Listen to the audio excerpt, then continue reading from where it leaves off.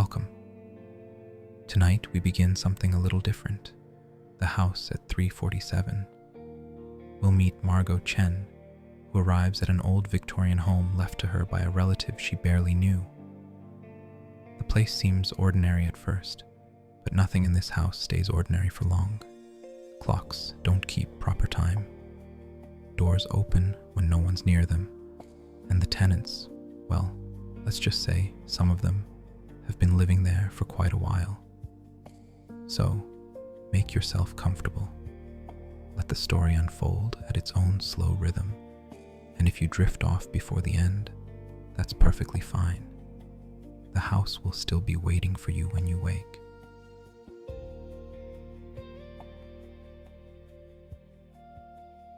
Chapter 1. The Inheritance. The key to number 7 Bellwether Lane was heavier than any key had a right to be. Margot Chen stood on the cracked doorstep, turning the brass monstrosity over in her palm, and wondered if Victorian locksmiths had been paid by the pound. The estate lawyer had handed it to her wrapped in tissue paper, as if it were precious rather than merely old, along with a folder of documents she hadn't bothered to read yet. She'd come straight from the coffee shop where she'd been having her usual morning Earl Grey. The owner, Daniel, had somehow known she'd need extra comfort today, adding honey without being asked. She hadn't told him about the inheritance, but he'd looked at her with those impossibly knowing eyes and said, "Big change is coming. The good kind." Now, standing before the house that would change everything, she wondered if he'd known more than she'd realized. Great Aunt Millicent, she muttered to herself, fitting the key into a lock that looked like it could secure a bank vault. Couldn't have left me money like a normal person. The lock turned with ease, as if it had been oiled yesterday. The door swung inward on silent hinges, revealing a hallway that belonged in a museum she might have curated, back when she still cared about her job. Dark wood paneling ran halfway up the walls, topped with wallpaper that might have been burgundy once, but had faded to the color of dried blood. A staircase curved up into shadows, and the air smelled of beeswax and something else. Something like static electricity before a storm. Margot dragged her suitcase over the threshold and immediately sneezed. Dust motes danced in the afternoon light, filtering through a stained glass panel above the door. Each speck seemed to catch the light differently, some glowing gold, others barely visible, as if they existed at different distances despite occupying the same space. "Hello?" she called out, because the lawyer had mentioned current tenants. Her voice echoed strangely, as if the house were both empty and full at once. A door on her left opened, and a young black man peered out. He wore expensive headphones around his neck, and regarded her with the kind of delighted surprise usually reserved for finding money in old coat pockets. "You must be the new landlady," he said, emerging fully. "I'm Felix Okafor, flat 1A. I've been dying to meet you. Mr. Pemberton said you'd be arriving today, but he's been saying that for 3 weeks now, so I'd rather given up." 3 weeks? Margot frowned. "He only called me yesterday." Felix's grin widened. "Time moves strangely in this house. You'll get used to it, or you won't, and you'll move out like the last 3 owners. Can I help with your bags?" Before Margot could respond, another door opened. Or rather, she thought it opened. When she looked directly at it, it was clearly closed, the same as it had been moments ago. But in her peripheral vision, she could swear someone was standing there, watching. "That's Mrs. Holloway," Felix said, following her gaze to the definitely closed door. "She's shy. Rarely comes out during the day. But there's no one. She's very shy, Felix repeated, with the kind of firm cheerfulness that suggested this was not a topic for further discussion. He grabbed her suitcase before she could protest. Your rooms are on the 3rd floor. The whole floor, actually. Millicent had the attic converted in the 70s. Said she liked being above it all. They climbed the stairs, which creaked in a pattern that sounded almost like Morse code. The 2nd floor landing had 4 doors, all closed, with brass nameplates that had been polished to mirrors. One read, Dr. E. Ashford, another, Miss C. Bellwether, and the 3rd, simply TP. The 4th nameplate was blank, though Margot could see scratches in the brass where letters had been removed. Are these other tenants? She asked. Felix paused mid-step. In a manner of speaking, they keep irregular hours. Dr. Ashford works nights at the hospital, I think, or days, possibly both. I've never been entirely clear on his schedule. The 3rd floor was different from the rest of the house.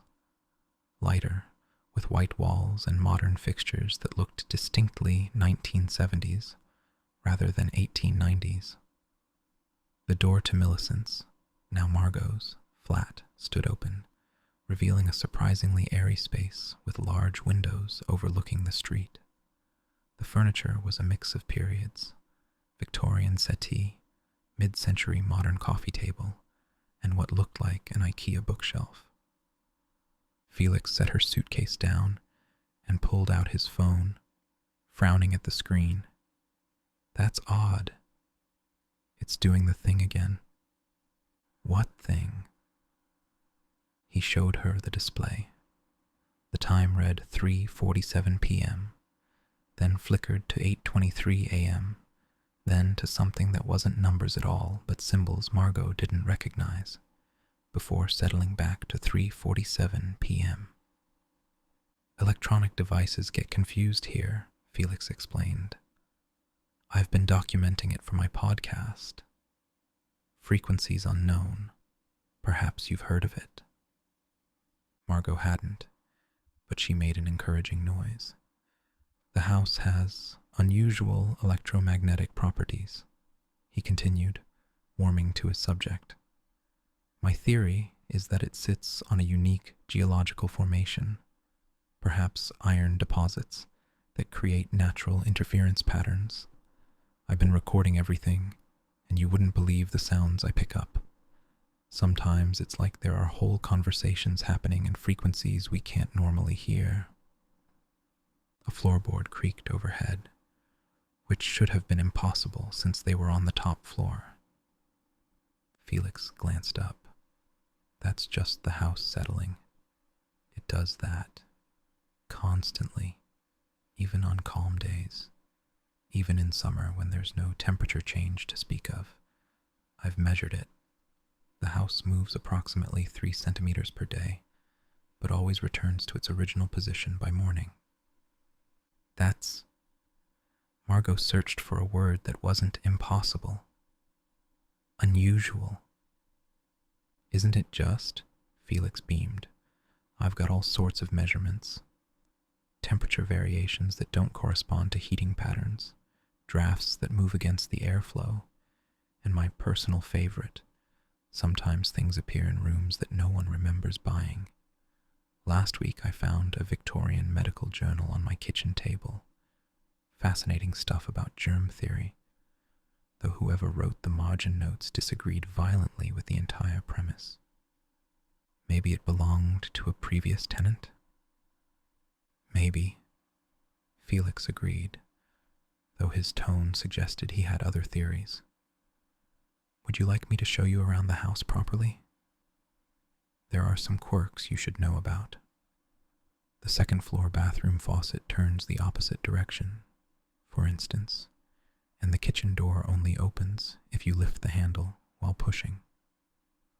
Oh, and never go in the basement after midnight. Why not? Flooding, Felix said promptly. The old pipes make terrible noises at night, and last time someone went down to investigate, they got drenched when a pipe burst. Mr. Pemberton had it fixed, but we're all a bit superstitious about it now. He left after extracting a promise that she'd come to flat 1A for tea later.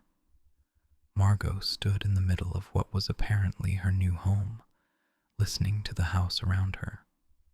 It was not quiet. Houses were never truly quiet. There was always the tick of pipes, the whisper of air through vents, the subtle groans of wood and plaster adjusting to temperature. But this house seemed to be having entire conversations with itself. She unpacked methodically, hanging her clothes in a wardrobe that smelled of lavender, despite the absence of any sachets. The bedroom faced the back garden, which was overgrown in a way that suggested deliberate neglect rather than abandonment. Someone had been keeping the paths clear while letting everything else run wild. On the bedside table sat a leather journal, its cover worn soft with handling. The first page had a note in spidery handwriting. For my heir, the house chooses its own tenants. Don't fight it. Some pay rent, some don't. You'll know which is which. The important thing is to listen. Monsieur Margot flipped through the pages, finding them covered in the same handwriting. Lists of repairs, tenant complaints dating back decades, and strange observations. Kitchen clock runs backward on Tuesdays. Cat in 2B doesn't cast shadows. Postman refuses to deliver to front door. Use side entrance for parcels. She was deep in an entry about temporal discrepancies in the ground floor hallway when someone knocked. The sound came from everywhere at once, as if the house itself were requesting entry. "Come in," she called, then felt foolish. She was alone on the third floor. The door opened anyway. A woman entered, dressed in what looked like authentic Victorian clothing, complete with bustle and tiny buttons running from throat to wrist. Her dark hair was pinned in an elaborate style that must have taken hours, and she carried herself with the kind of rigid posture that suggested a corset cinched to breathtaking tightness. "Miss Chen," the woman said, and her accent was crisp, decidedly upper-class British. "I am Constance Bellwether. I understand you've inherited the house." Yes. I'm sorry Mr. Pemberton didn't mention you. Are you a tenant?" In a manner of speaking. Constance moved into the room with rustling skirts, examining everything with sharp, hazel eyes. "I've been resident here since 1894. Margot laughed nervously. "That's quite a family legacy. Your great-great-grandmother must have—" "No," Constance interrupted. "I have been resident here since 1894, continuously, without interruption. I am, you might say, extremely long-term." "That's not possible." "Improbable," Constance corrected. "But this house specializes in the improbable. May I sit? This bustle is murderous on the spine, whatever fashion magazines claim." She settled on the Victorian settee without waiting for permission, arranging her skirts. Up close, Margot could see that her clothes showed no signs of age, no fading, no worn patches, no repairs. They looked new, smelled faintly of lavender and coal smoke. "You're saying you're over 130 years old?" Margot said slowly. "Technically, I'm 34. I've been 34 for quite some time now. The house has opinions about aging, you see. It prefers consistency." "The house?" "Number 7, Bellwether Lane, yes. Surely Millicent explained in her journal, no? Typical. She always was terrible at the important bits." Constance smoothed her skirts. "The house exists in what I have termed a temporal irregularity, It occupies multiple moments simultaneously. Those of us who live here long enough become unstuck. You're telling me this house is a time machine? Certainly not. Time machines would imply we can control where we go. This is more like living in a building where all the floors exist at once, but most people can only see one at a time. Some of us have learned to take the stairs. Margot sat down hard on the bed. The springs creaked in a pattern that sounded like laughter. "I need you to leave," she said quietly. "I'm afraid that's not possible. I pay my rent quarterly, always have. Check the ledgers if you don't believe me. Flat 2B. The payment appears in the account like clockwork, though I admit the bank finds it puzzling that the checks are drawn on an account that was closed in 1902. This is insane." "Improbable," Constance corrected again, "but you'll find the rental income quite real, £150 per annum, which was substantial in my time and rather pitiful in yours, but a contract is a contract." She stood, bustles rustling. "I came to introduce myself properly and to warn you. Someone has been interfering with the house's temporal stability. Doors are opening in the wrong decades, and we've had 3 near misses with paradoxes just this month. Tommy nearly prevented his own birth last Tuesday." "Tommy?" "The child in 2C. Delightful boy, when he's not picking pockets. He'll likely steal your silver, but he always puts it back, eventually, once he's done admiring it." She moved toward the door, then paused. "A word of advice, Miss Chen. The house brought you here for a reason. It doesn't choose heirs randomly. Millicent understood that, eventually. The sooner you accept the improbable, the easier your tenure will be." She left, closing the door with a soft click.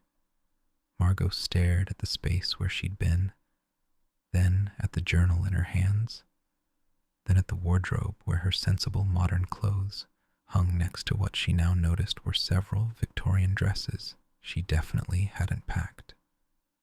Her phone buzzed. A text from an unknown number. "Tea is ready in 1A. Mrs. Holloway will be joining us. She's been dying to meet you. Well, not literally. Not anymore. F." Margot looked at the phone's clock. It read 3:47 p.m., the same time Felix had shown her earlier. She glanced at the window. The sun had definitely moved since then. Her wristwatch, an analog piece she'd inherited from her mother, showed 6:15 p.m. The kitchen clock that Millicent had noted ran backward on Tuesdays was visible through the open door. It was Thursday, but the clock hands were moving counterclockwise anyway, though when Margot blinked, they were moving normally again. She could leave, pack up right now, call Mr. Pemberton, say the house was uninhabitable, go back to her studio flat, her cataloging job, her life of predictable disappointments. Her phone buzzed again. "The house likes you, by the way. It's already moved your favorite mug to the kitchen cupboard, 3rd shelf, behind the plates that weren't there this morning." F. Margot hadn't brought a favorite mug, but somehow she knew that if she went to the kitchen and looked behind plates that shouldn't exist, she'd find the blue ceramic mug with the chip on the handle that she'd broken 3 years ago and thrown away. She stood up, surprised to find her legs steady. If she was having a breakdown, at least it was an interesting one. And if she wasn't, the floorboards creaked under her feet in what sounded almost like welcome, or perhaps warning. With this house, it was probably both. She made her way downstairs to flat 1A, noting that the second-floor landing now had 5 doors instead of 4. The extra one had a nameplate reading M. Chen. though she was quite certain she lived on the 3rd floor, unless she checked her phone. Still 3:47 p.m. She'd figure it out later, or not at all. Perhaps Constance was right about accepting the improbable. Felix's door was already open when she reached it, though she hadn't heard it move. The flat beyond was cramped with recording equipment, cables snaking across the floor like technological vines. Multiple screens showed waveforms that didn't match any sound she could hear. Felix stood by an elaborate tea service that belonged in a museum, pouring from a pot that steamed despite the fact that she couldn't smell tea. "Earl Grey," he announced. "Mrs. Holloway insists it's the only civilized choice for afternoon tea, though I notice she never drinks any herself." An elderly woman sat in an armchair by the window. She wore a house dress from the 1970s and had the kind of aggressively permed hair that suggested regular appointments at a salon that no longer existed. She smiled at Margot with teeth too perfect to be original. "Margot, dear," she said, and her voice had the quality of an echo, as if it were coming from somewhere else and bouncing off the walls to reach them. "How lovely to finally meet you properly. I've been watching you since you arrived." "That was only an hour ago." "Was it?" Mrs. Holloway's smile didn't change. "Time flies when you're dead." "Did I mention I'm dead? I forgot to mention it to the last owner, and it caused such a fuss when she walked through me in the hallway." Felix handed Margot a teacup.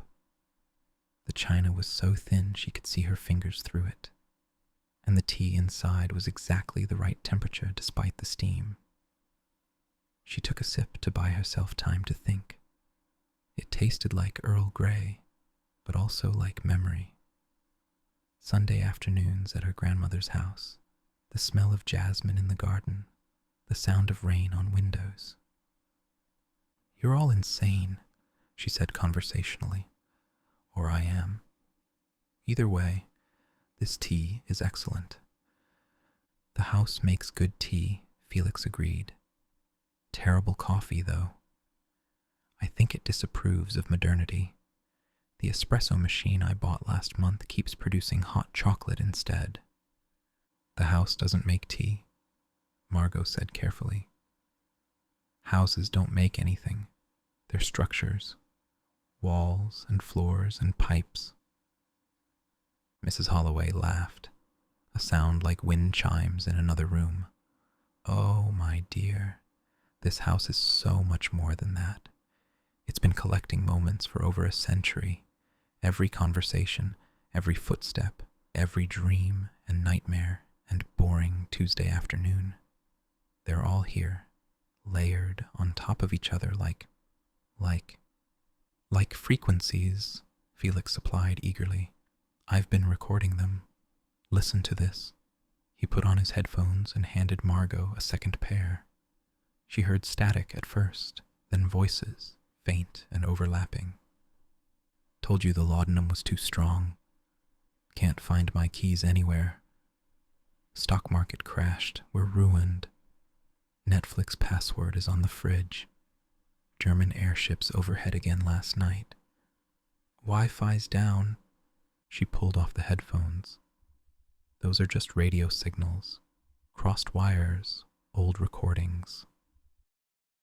"From where?" Felix asked. "I've traced every possible source. There's no radio station playing Victorian medical complaints. No podcast about the London Blitz happening simultaneously with discussions of Netflix passwords. These are conversations happening in this house right now, at different points in time." "That's not possible." "You keep saying that," Mrs. Holloway observed. "Yet here I am, dead since 1976, but still paying rent. Here's Felix, recording the past and occasionally the future. Here's Constance upstairs, probably writing another paper about temporal displacement that no journal will publish because they think it's fiction. And here's you, inheriting a house from an aunt you never met, who somehow knew you'd be the right person to take over. I never met her because my family doesn't talk about relatives who might be crazy, Margot said. Or, Mrs. Holloway suggested gently, they don't talk about relatives who might be right. The room fell silent, except for the tick of a clock that Margot couldn't locate. It seemed to come from inside the walls, a steady heartbeat of time that didn't quite match any standard second. The house needs an anchor, Mrs. Holloway continued. Someone living, properly living in the present to keep it stable. Millicent did it for 40 years, but she got tired, said she wanted to see what came next. Or maybe what came before. She walked down to the basement one midnight and never came back up. But the bank account stays active. The bills get paid. And every now and then I get a postcard from 1823. You're asking me to believe that this house exists outside normal time, that you're a ghost who pays rent, that there are Victorian tenants upstairs, and that my great-aunt time-traveled to the Regency period. No, Felix said. We're telling you that's what's happening. Whether you believe it or not doesn't change the facts. The house chose you. The question is what you're going to do about it. Margot set down her teacup carefully. It clinked against the saucer with a sound like distant bells. Show me proof. Not recordings that could be faked, not people in costume, not ghost stories. Show me something impossible. Felix and Mrs. Holloway exchanged glances. Tommy, they said in unison. Felix stood and went to the door. Tommy, Mrs. Chen wants to meet you. Footsteps thundered down the stairs. Too many footsteps, as if multiple people were running. But only one boy appeared in the doorway, small and thin with dark hair that needed cutting and clothes that couldn't decide what era they belonged to. He wore a Victorian waistcoat over a t-shirt featuring a band Margot didn't recognize, trousers that might have been from any decade, and sneakers that wouldn't be invented for another 10 years, according to the logo she glimpsed. You're the new lady, he said, accent pure London street, vintage indeterminate. You're the one from the coffee shop. Daniel's been talking about you for weeks. Margot started. You know Daniel? Everyone knows Daniel. He makes the best scones in any timeline. Says you come in every morning at exactly 8:47, order something different, but it always tastes like Earl Grey and possibility. Tommy grinned. He's moving in tomorrow. The house told him to wait for the right Thursday. The house told him. The house has been matchmaking, Mrs. Holloway said with delight. It recognizes compatible temporal signatures. You and that young man have been circling each other across time without knowing it. Tommy can walk between times, Felix explained. He's the only one who can do it reliably. The rest of us just catch glimpses, but Tommy treats the house like his personal highway through history. Prove it, Margot said to the boy. Tommy grinned, reached into his pocket, and pulled out her wallet. When did you? Haven't yet, Tommy said cheerfully, but you'll put it down on the hall table in about 10 minutes when you go back upstairs to check if all this is real. I'll snatch it then, bring it back to now. See? He handed it back to her. Time's just another dimension to walk through if you know the way. Margot opened the wallet. Everything was there except my library card is missing. Oh, that. Tommy looked sheepish. Needed it in 1952. They had a book I wanted to read that won't be written until 2018. Left it in the return slot, so it should turn up in your mail sometime next week. Or last week. Time's funny about library fines. Margot's head was spinning. She stood up, needing air, needing space, needing to think, without the pressure of 3 impossible people watching her. I have to go. 3rd floor's still yours, Mrs. Holloway said kindly. It's Thursday there, if that helps. Mostly. Margot fled. She made it to the 2nd floor landing before stopping, gripping the banister. The wood was warm under her hands, almost pulse-like. The nameplates on the doors had changed again. Now one read, M. Chen, 2024, and another read, M. Chen, 2025. A third said simply, M. Chen, temporal resident. She laughed, sharp and bitter, then laughed again, because what else could she do? It's a lot to take in, a man's voice said behind her. She spun around. A man in Victorian dress stood there, medical bag in hand, looking tired in the way of someone who'd been tired so long it had become part of their face. He was handsome in an exhausted way, with brown hair that needed trimming and wire-rimmed spectacles. Dr. Ashford, I presume. Edmund, please. And you're Millicent's heir. She said you'd come eventually. When did she say this? Tuesday. Or it will be Tuesday. I've given up keeping track. He adjusted his spectacles. I've just come from the hospital. Lost a patient to childbed fever. Perfectly preventable if they'd just wash their hands, but suggesting that doctors might be carrying disease between patients is apparently grounds for dismissal.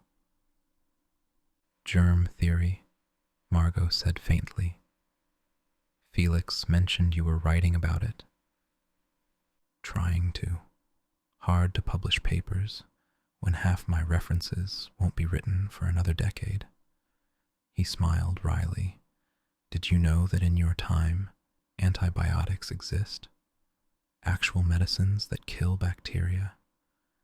I've read about them in journals that won't be published for 50 years. Do you have any idea how frustrating it is to know that children are dying of diseases that will be curable, to have that knowledge right here? He tapped his temple, and be unable to use it because the medical establishment thinks invisible organisms are fantasy. That must be difficult. Maddening, he corrected, but the house helps. Sometimes it lets me save them anyway. Slips me supplies from other times. Penicillin that won't be discovered until 1928. Surgical techniques from 2015. I'm very careful, but... He shrugged. Some things are worth the risk of paradox. This is all real, Margot said. It wasn't a question anymore. Real as anything else, Edmund agreed. The house brought us all here for reasons. Some obvious, some not. You'll figure out yours in time, or time will figure it out for you. Good evening, Miss Chen. Or good afternoon, whichever you prefer. He walked past her to his door, which opened before he touched it. Beyond, she glimpsed gaslight and Victorian furniture and what looked like a modern laptop sitting incongruously on a period desk. Margot climbed to the 3rd floor on legs that felt disconnected from her body. Her flat was as she'd left it, except for the blue mug sitting on the kitchen counter, the one with the chip in the handle, the one she'd thrown away 3 years ago. She picked it up, ran her finger over the familiar chip, and found it full of tea. Earl Grey, perfect temperature, with 1 sugar exactly as she liked it. All right, she said to the house. All right. You win. You're impossible, and you're real, and I'm apparently your new anchor to ordinary time. But if we're doing this, we're doing it my way. No more mysterious midnight flooding, no more backward clocks without warning, and definitely no more stealing my things before I've lost them. The house creaked in what might have been agreement or amusement. Her phone, still reading 3:47 p.m., buzzed with a text from an unknown number with no digits, just symbols. "Welcome home, Margot. M." She stared at it for a long moment, then walked to the window. The garden below was wild in the dying light, which should have been wrong because it was only 3:47 p.m., but felt right because it was actually evening. A figure in Victorian dress, Constance, was walking the overgrown paths, taking notes in a journal. As Margot watched, Constance flickered, there and not there, solid and translucent, real and impossible. Everything about this was improbable. Everything about this was real. Margot took a sip of her impossible tea from her impossible mug and began to read Millicent's journal properly, starting with the entry dated tomorrow. The house settled around her, all its times and timelines humming in harmony, and somewhere in the walls, clocks ticked in 7 different centuries, all showing 3:47 p.m. Chapter 2. The Recording. Margot woke at 3:47 a.m. to the sound of someone playing piano. The music drifted up through the floorboards. Chopin, she thought, though performed mechanically, suggesting either a gifted student or someone who had forgotten how to play with feeling. She lay still, listening. The house didn't have a piano. She'd done a thorough inventory over the past 3 days, armed with Millicent's journal and a determination to understand what she'd inherited. No piano in any of the common areas, and none of the tenants had mentioned one. The music stopped mid-phrase, started again from the beginning, stopped, started, like a record skipping, except records didn't skip backward to exactly the same spot each time. She pulled on her dressing gown, one that had appeared in her wardrobe yesterday, wool and perfectly fitted, and crept downstairs. The music grew louder as she descended, but also stranger. Some notes seemed to arrive before they were played, a faint echo preceding the actual sound. The ground floor was dark except for a line of light under the parlor door, a room that had been locked since she'd arrived, that even her heavy Victorian key wouldn't open. Now the door stood slightly ajar, and through the gap she could see gaslight. Not electric light made to look like gas, actual gaslight, with its distinctive flicker and hiss. She pushed the door open. The parlor was furnished in high Victorian style, all burgundy velvet and dark wood, and absolutely covered in dust. Not a thin layer, but thick, undisturbed drifts that suggested decades of abandonment. Except for the piano, which gleamed as if polished that morning, and the woman sitting at it, whose fingers moved across the keys without actually touching them. The woman was transparent, not like a special effect, not like projection. Transparent like morning mist, there but not quite there, solid enough to cast a shadow but not solid enough to disturb the dust she sat in. "You're early," the woman said without turning around. Her voice came from everywhere except her mouth. "The meeting isn't until Thursday." "It is Thursday," Margot said. "No, dear.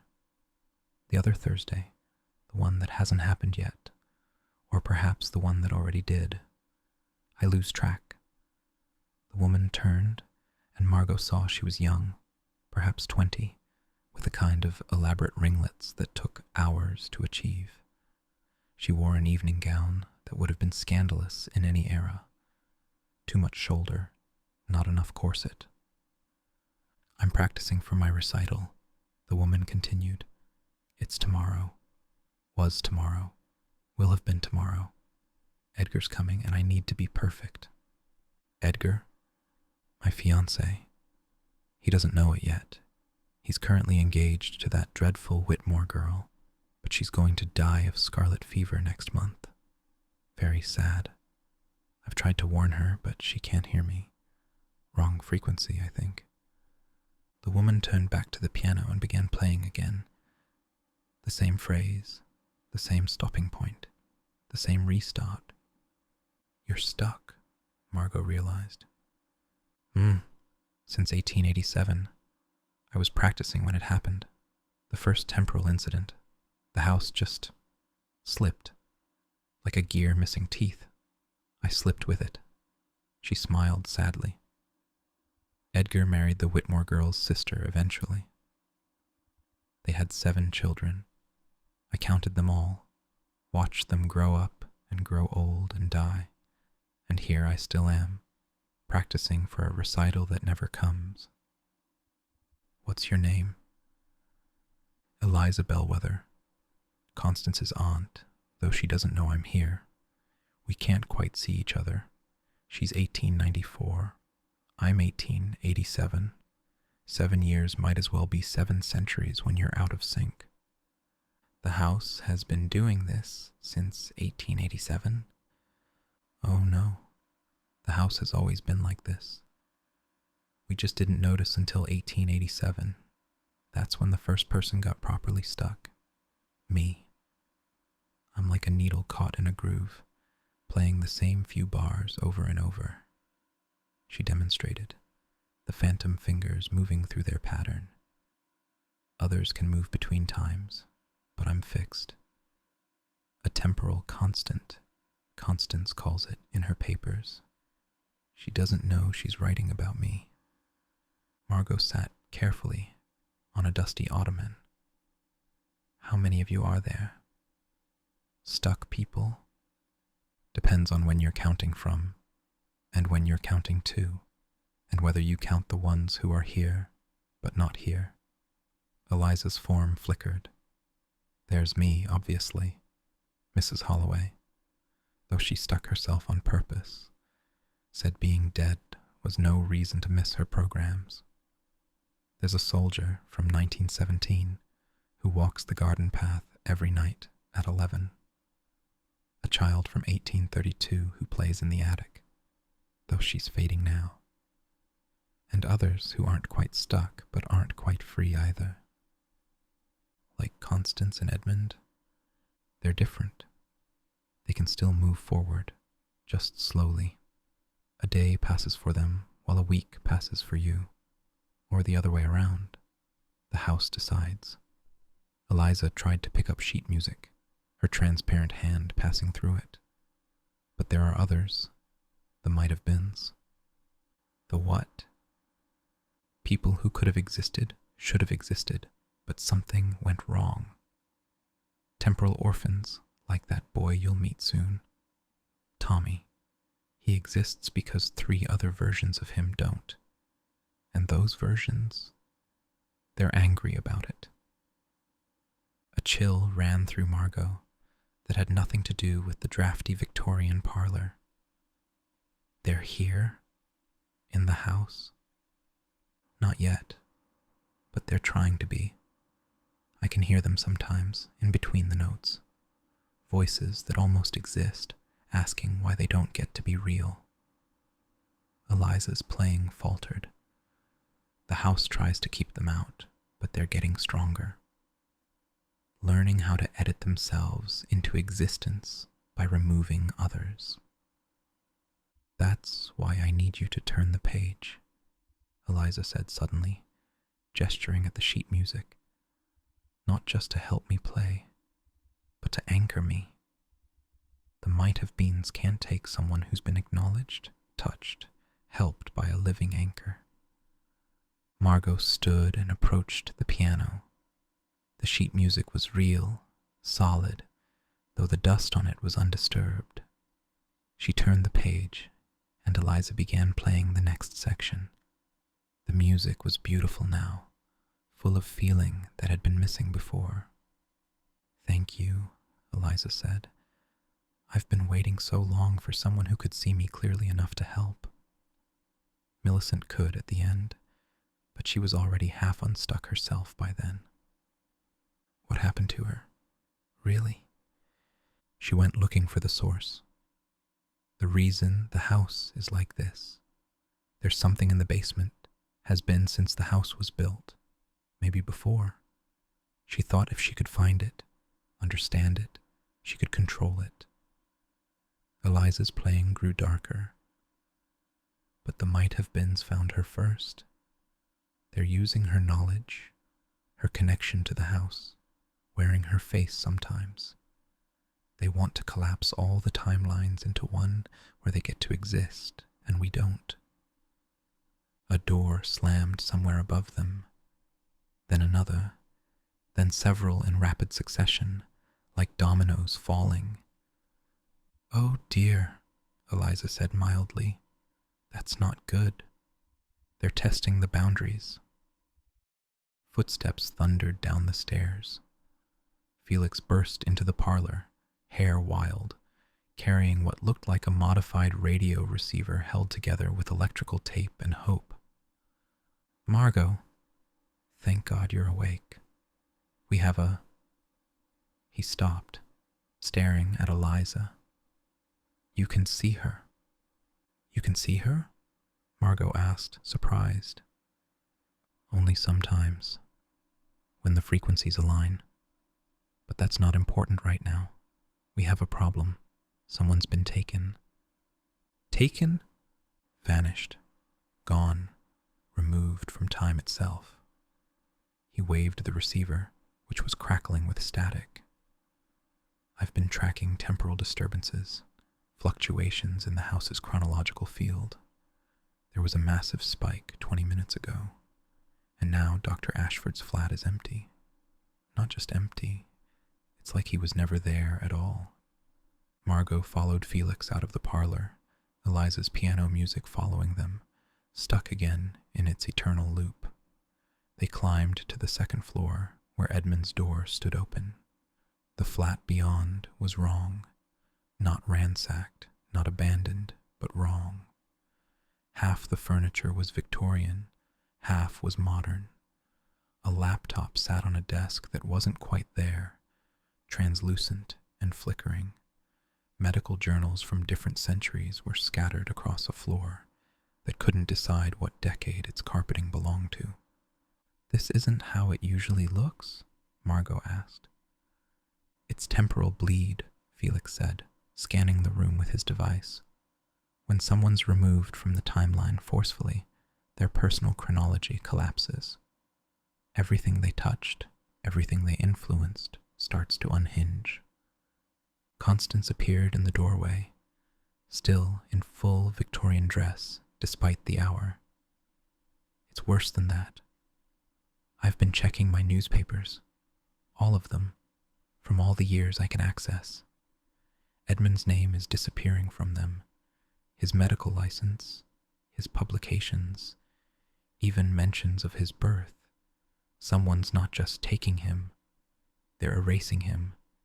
That's impossible. You really need to stop saying that, Constance said sharply. We don't have time for denial. If Edmund's being erased, others will follow. The house maintains its stability through its residents. Remove enough of us, and the whole temporal structure collapses. But who would? A scream cut through the house. Not from any particular direction, but from the walls themselves, as if the building were crying out. The lights flickered, gas and electric both, and for a moment Margot could see through the floor to the parlor below, where Eliza sat at her piano, and through the ceiling to her own flat above, and through both to something else. A space that wasn't quite basement, wasn't quite foundation, a between place where shadows moved wrong. Tommy materialized in the hallway, popping into existence like a frame missing from a film. But something was off about him. His edges kept shifting, as if he couldn't decide which version of himself to be. Something's in the basement. Something that shouldn't be there. He grabbed Margot's hand with fingers that felt only half real. It's me. But not me. The me that would have existed if I hadn't. A might have been, Margot said, remembering Eliza's warning. 3 of them, actually. The 3 Tommies that never got to be born because I'm a temporal collision instead of a real boy. His voice cracked, sounding 11 and 40 and neither. They've been feeding on the erased moments, getting stronger. They took Edmund to power their attempt to exist. They descended as a group, Constance carrying an oil lamp, Felix clutching his receiver, Tommy leading the way through doors that opened before he touched them. The basement door was different from what Margot remembered, older, heavier, with locks that belonged in a bank vault. It changes, Tommy explained, producing a key from somewhere, depending on when you approach it from. This is the 1894 version, more dramatic. The basement stairs descended far deeper than they should have. The house was 3 stories, but they went down what felt like 5. The air grew thick, charged with static electricity that made Margot's hair stand on end. Felix's receiver shrieked with feedback until he had to turn it off. At the bottom, the basement opened into a vast space that couldn't possibly fit under the house. Stone walls sweated moisture that smelled of different seasons. Spring rain, winter snow, autumn leaves, all at once. And in the center, surrounded by equipment that looked cobbled together from 7 different decades, was Edmund. He was suspended in midair, translucent and flickering like bad reception. Around him, 3 figures bent over makeshift controls. They all had Tommy's face, but wrong. One older and bitter, one younger and vicious, one exactly Tommy's age, but with eyes that held nothing but hunger. The might-have-beens, Tommy whispered. The older version turned. The accident. Come to watch us take what should have been ours. You don't exist, Tommy said, though he sounded uncertain. Neither do you, not really, the younger version spat. You're just a collision, a mistake. We're the real boys who should have been born. The house chose me. The house made an error, the same age version said calmly. We're going to correct it.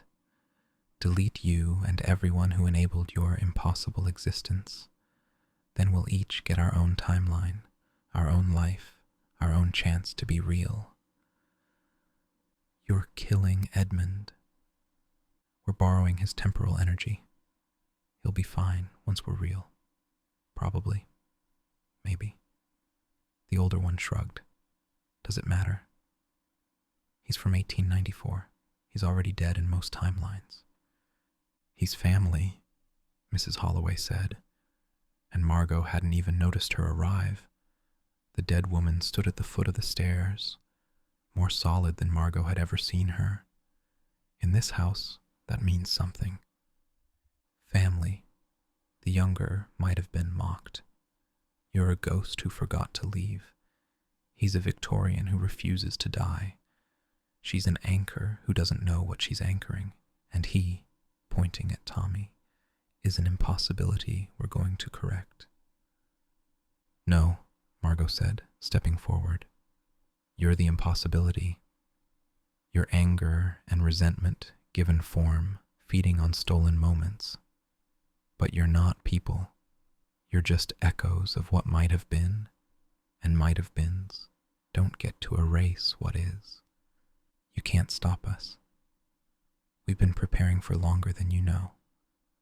Every erased moment, every forgotten detail, every path not taken, we've been collecting them, building ourselves from the discarded possibilities.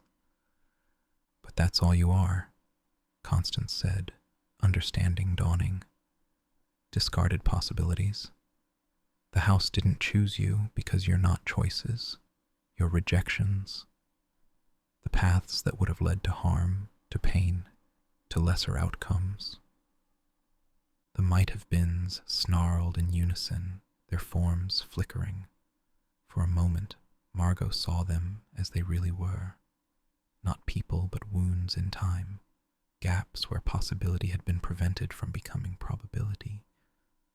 Tommy, she said urgently, you exist because you're the best possible outcome of those 3 timelines colliding. Not an accident, a solution. Tommy's form solidified, his edges becoming clear. I'm real. You're real, everyone affirmed. The might-have-beens began to fade, their stolen energy dissipating, but the older one laughed bitterly. We'll be back. Every choice creates a might-have-been. Every path taken leaves others untraveled. You can't stop us all. No, Margot agreed. But we can choose which possibilities to nurture and which to let fade. The might-have-beens dissolved, their borrowed forms returning to the space between moments. Edmund dropped, caught by Felix and Constance. He was solid again, coughing but whole. Did I miss something important? He asked groggily. Just Tommy saving the timeline. Again, Mrs. Holloway said. It's becoming quite routine. As they helped Edmund back upstairs, Margot noticed something. The basement had changed. Where the might-have-been's equipment had been, there was now a door. Small, painted blue, with a simple brass handle. That's new, Felix said. Tommy approached it carefully. It feels different. Not angry or hungry, just waiting. Another might-have-been? Constance asked warily. No, Tommy said, touching the handle. A might still be. A possibility that hasn't decided yet whether to exist. Then we leave it for now, Margot decided. Let it choose in its own time. They returned upstairs to find the house had settled, its temporal fluctuations calming. But in the parlor, Eliza was playing a new song, something none of them had heard before. The might-have-beens are gone, she said without turning. For now, but their warning was real. Every choice creates shadows. The house will need to learn to manage them. Then we'll teach it, Margot said. Together. Later, they all gathered in Felix's flat for tea. Even Eliza, still transparent but somehow more present, sat at the edge of the group. The house had stabilized around them, but they could all feel it. Something had changed. The house was more aware now, more protective. So, what happens now? Margot asked. Now we prepare, Constance said practically. If might-have-beens can manifest, we need better defenses.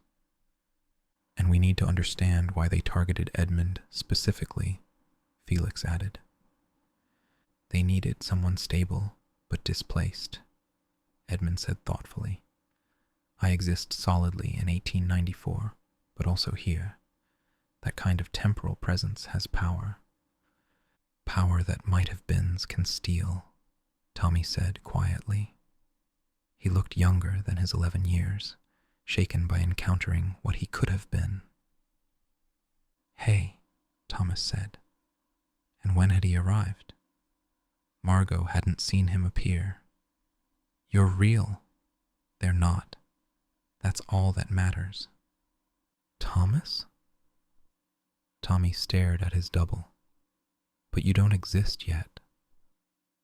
You're from chapter 4. Time's getting soft around the edges, Thomas said. The might-have-beens weakened something. I'm here early or late or right on time? He grinned. Want to really confuse them? Two of us, both real, both impossible. Tommy grinned back. They'd hate that. Good. Margot watched the two boys who were one boy, who were no boys, who were all boys, and felt the house hum with something like laughter. Perhaps the might-have-beens would return. Perhaps other threats would come. But they'd face them together, this impossible family in their impossible home. Her phone buzzed. Still 3:47 p.m., but the message was different. Might-have-beens managed. Might still be pending. New tenant tomorrow, the coffee shop owner who's been dreaming of you. Thank you for choosing what is over, what wasn't. The house. She smiled despite everything, then paused. Dreaming of her? She'd been visiting a coffee shop every morning since arriving in London, drawn by the excellent pastries and the way time seemed to slow down inside. The owner, Daniel, she remembered, always seemed to know exactly what she needed before she ordered. Their conversations had been brief but somehow significant, like they were dancing around something neither quite understood. The house has been matchmaking before I even inherited it, she murmured. The house recognizes compatible temporal signatures, Constance said, overhearing. It's been drawing you both toward this moment for longer than you know. Margot put the phone away, her heart beating slightly faster at the thought of seeing Daniel tomorrow, here, in this impossible context. Tomorrow would bring new challenges, new impossibilities to navigate. But tonight, everyone was safe. Edmund was recovered, and Eliza was playing new music for the first time in over a century. And tomorrow, apparently, would bring Daniel. The clocks throughout the house chimed in harmony, all showing 3:47 p.m. Thanks for spending some time with me tonight. I hope I helped you unwind and drift a little closer to sleep. If you're enjoying these readings, there's a whole library of full books and cozy chapters waiting for you over on my Patreon. If you are already a member, then I thank you. It includes exclusive content, bonus episodes, and early access to new releases. You can also become a YouTube member, if you haven't already, to listen ad-free and explore over 280 relaxing readings anytime you like. I'd love to have you there. Sweet dreams, and I'll see you in the next one.